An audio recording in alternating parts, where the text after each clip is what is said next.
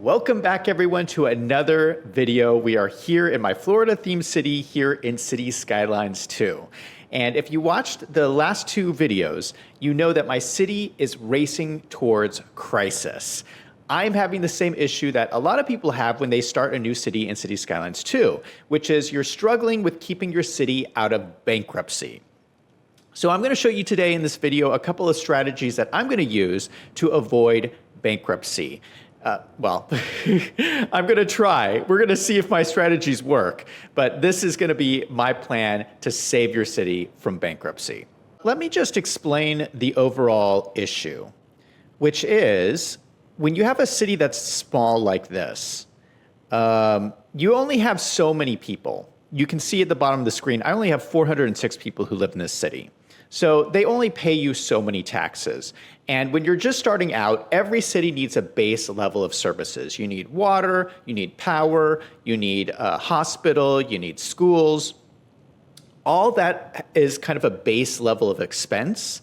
And you need to grow your city population fast enough so that you're generating enough taxes to pay for that base level of expense. And so the beginning of this game is almost like a race. You've got a race to get your population high enough to cover that kind of base level. Here at 400 people, that's not enough to generate enough revenue to just cover the basic services. A really easy way to see this is if you look at your money. So here's my money down here. I have $380,000. I'm losing a lot of money every hour. It's not a good trend. If you click into here, you can see there's a huge difference between my revenue and my expenses. So I am heading rapidly towards bankruptcy. If you remember, I started the city with $1 million and I'm down already to 380,000. Still a good amount of money, but at this pace, I'm going to be bankrupt here pretty soon. So we're going to have to get population in to raise my taxes. If we just look at this, we can do some really basic math and just say, I roughly need 3 times the amount of my current population in order to have enough tax revenue to cover my current expenses. And if you look at my town is pretty small. So it should be really doable for me to just increase this residential population by 3. You know, I got all this space up here, I got all this space over here. So that's what we're gonna do. I think this is doable to avoid me going into bankruptcy. Before we make any major changes, one thing I wanna do is plot out some right of ways because I wanna make sure that I have kind of a long range vision for this city and I don't wanna make any mistakes.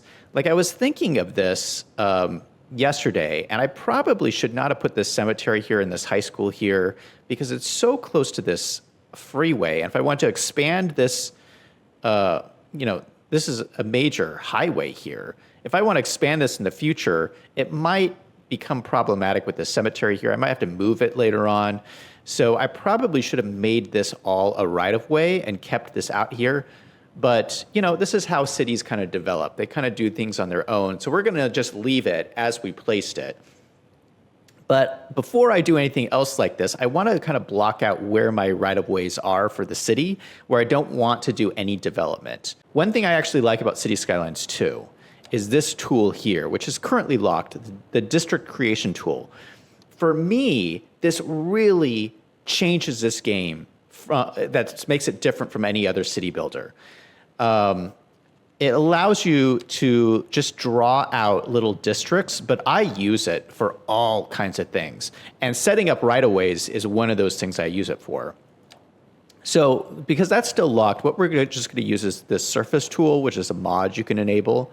And so we're just going to draw in some surfaces just to differentiate which the different layers are. So you kind of see what I'm going for. This will just remind me, don't build anything too close to the freeway. The other thing that's like that is we have this power line corridor. And I would like to leave this, usually when you build power lines, you don't move them around. So I want to be kind of realistic about that and say, this is like the official power line corridor. Let's also make this a right of way. All right, that looks good. All right, is there anything else I want to block off? This is already accounted for, but that's pretty easy to remember. Okay, so we have these areas here that we want to develop to bring in more residential housing. I do want to remember also, though, that we can build industry areas. We do have industry demand, and let's just check our workforce. We can see our unemployment is at 44.2%, which is really high unemployment. Yeah, almost every single job is full. Very low or very high unemployment because there are not enough jobs. So let's build some industry areas to add more jobs for people to work in. We can obviously put in a forestry area over here. Let's check our natural resources. Oh, look at this. We have a nice farming area right over here. And actually, this map has lots of resources. Look at this. This has got to be like the easiest map for resources. That's wonderful. So we can use that in the future. But yeah, so I think for this go around, we'll definitely want a forestry area over here and a farming area over here. So let's get forestry in. Let's start by drawing up this dirt road into this little forested area up here. And let's plop it down right here. And just draw out a pretty nice sized area to chop down trees. Not too big.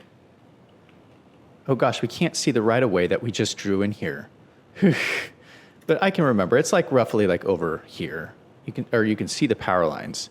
Oh, can you? Yeah, they come like right here. So yeah, let's just go along where the power lines are. All right, that is a pretty nice looking forestry area we got there. All right, so that should probably start working, and that would give us, as soon as a company moves in, that would give us a whole bunch of jobs. Since there's going to be a workforce right here, we might as well put some housing right here for them. Hopefully that'll get some people moving in as well. Oh my gosh, I love these filters in the Find It mod. Look at this. I can set up the lot size. I can set up the building level. I can set whether it's a corner or not. You can set the level of the zone you want.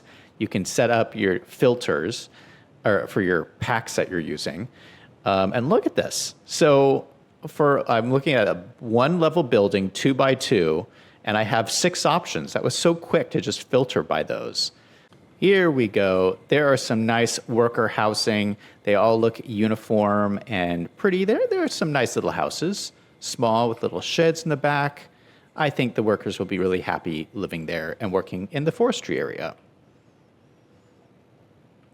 Next, let's set up a farm. We'll go over to the other end here. Let's just check our zoning again.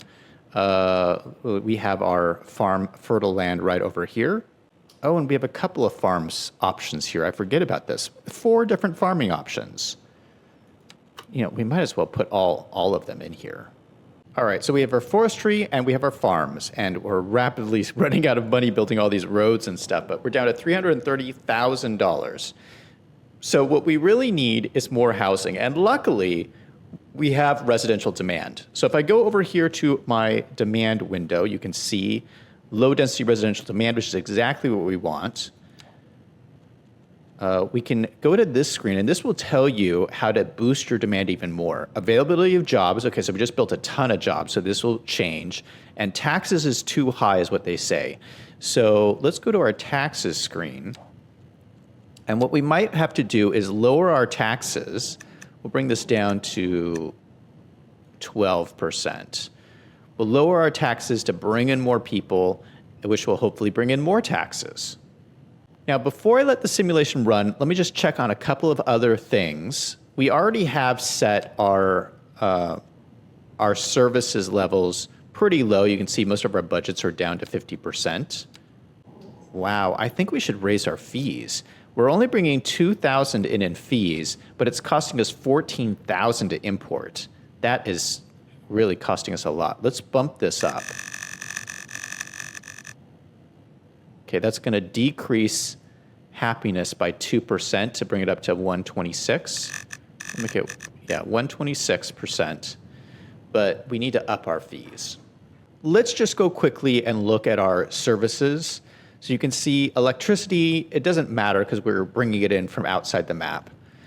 Water, we're almost out of water. So we're gonna have to keep an eye on this and bump up our budget for water if we run into trouble here. Healthcare, we have way more capacity than we need. We have 0 sick or injured, 25 capacity. Trash, we're good. We have lots of room in our landfill. This kind of bothers me. Elementary school, we have 14 students in elementary school, 19 eligible, 14 going to school.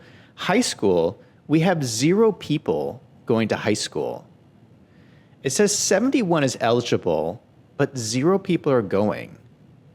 I don't understand this issue. We might, just for the time being, we might turn off the high school, because if nobody's going to it anyway, why do I have it on? Because this is costing us so much money. How much is the high school costing us? $32,000 a month. If I turn this off, this might just solve our immediate problem. Let me click this and deactivate the high school. So we've addressed the jobs, we've addressed the taxes, we've addressed our services. Let's put in some more residential housing. So when I hit go on the simulation, there will be places for people to move in. Now, currently, I mean, we can just look at our simulation currently. Yeah, see, this is in green. There's all of our residential. It looks like only, what, 1, 2, oh no, there's a couple of houses that are empty. These black houses are empty. But most everything is full. So there is still some places people could move in. This apartment building is empty. But I want some empty houses, so as demand increases, there's like places ready for people to move in. What you would probably see is people building subdivisions where people could move into. And you would probably see a subdivision maybe out here by the farms, maybe by the farming community. Probably not right next to the garbage dump because nobody would want to live there, but definitely over here is definitely a nice place to live. And we could build just a really easy gridded place. Something that we're really lacking in is smaller homes. We just built some smaller homes over here, but we definitely need more smaller homes because these homes we built here, most of these are pretty big. Like, look at this. These are really large houses. And you really want to make sure you have a mix between the large houses and the small houses, because these smaller houses are going to have lower land values for poorer residents to live in. So you want to make sure you have a mix between the small houses and the large houses. So let's build a neighborhood that's just exclusively small houses, and it'll be over here next to the farms. All right, I'm going to just start zoning these in. We're going to do the North American low density housing and just let them grow in on their own, and we'll see what we get.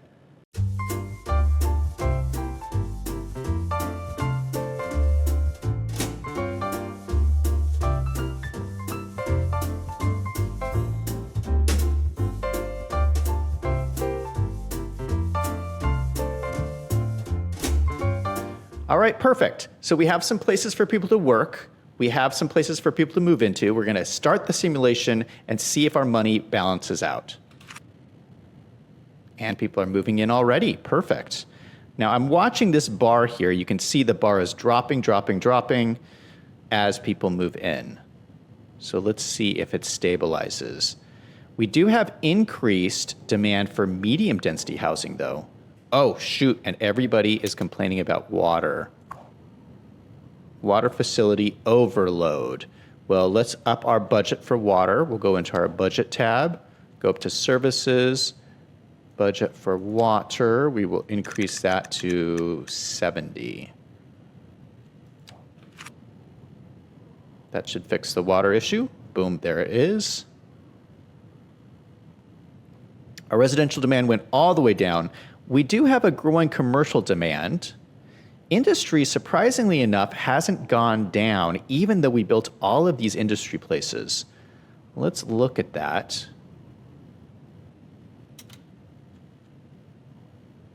Oof, our money is still going down. Okay, let's look at these. Livestock, grain, vegetables, and cotton. So companies have moved into all of these places, and we have people working in all of these places, which is good. What about our forestry place? Yep, He has employees, which is good. What about these? No one's moved into these guys. Oh, someone moved into here. Poor household, 2 residents and 1 pet. Okay. Okay, look at this though. Our trend of population is plus 108 per hour. That's huge. That is a huge increase. If this gets realized, what do we start the stream at? 400 people? So yeah, we're rapidly going to increase. So let's let it run a little bit longer. I'm losing money really fast, but let's just have faith. Let's just have some faith. Okay, so we do have demand for commercial, so let's slot in a few more commercial zones. I have been keeping my eye on this guy. No company has moved into this gas station, although we do have a gas station over here. So I'm thinking the game doesn't want 2 gas stations so close to each other, although you would see this all the time in America. Let's go ahead and replace this gas station with an actual commercial building. So we will go delete this guy. If we go in our commercial zones, it does show us what the most attractive zones are. So there's an attractive zone over here. This is a little bit out of the zone. We might just leave this empty for now. But this is actually a growing area here. So we might put some commercial buildings right over here because we did place these big apartment buildings in. And so they'll want some places to shop. So maybe we'll put a nice big store right on the corner here. Let's just draw a big one and see what comes in. We got 2 side-by-side shops coming in right there. And we might want to put something down here, maybe something small for these guys. I'm not sure what will grow in, but probably something. So that they have a little store to go to. And then maybe even a little corner shop over here for these guys.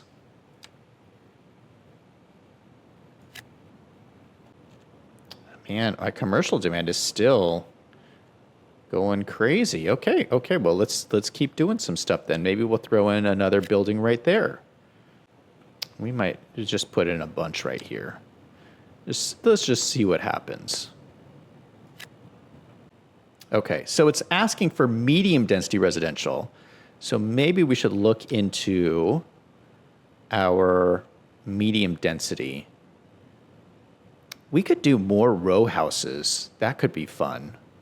You know, over here for these workers at the forestry area, how many jobs do they have? I mean, they still have room for quite a few more workers over here. There we go. Look at that.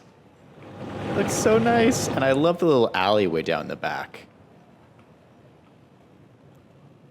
So that has taken out all of our medium density residential demand. We now again have the low density residential demand, even though these have not really built up. Oh, they have all built up. They have. Oh, well, some of these are still building. Okay, well, let's zone in the rest then.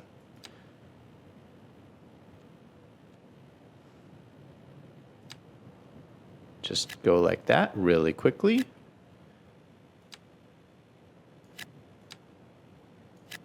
And let's expand over to one other street.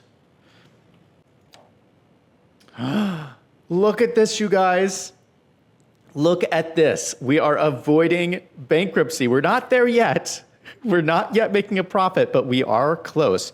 Although, I swear, I think this is more money than we used to have. Didn't we have less money than this? How is this possible that we're actually have more money even though we're losing money every hour? I'm not entirely sure. Look at that. It just switched live on camera. We are making a profit. So that's how you do it, boys. That's how you avoid bankruptcy. We are now in the black. Going to ever greater heights. This is going to turn into a really massive mega city. And this is the moment when it all happened. So I think that's a good place to end this one. Of course, we're going to do a whole lot more detailing, a whole lot more expansion. But the point of this video was I just wanted to show you that, yeah, it is possible when you're starting out at City Skylines 2 to avoid bankruptcy. And it looks like we just did it and we are headed in the positive direction. Make sure if you like this video to hit that like button, hit the subscribe button. Let me know in the comments down below if you have any ideas to make this a better Florida themed city as we continue to build out our town. Thank you so much for watching, and everybody remember, no matter what is going on in your life, to always do something fun every single day. Until next time, this is Zach signing off.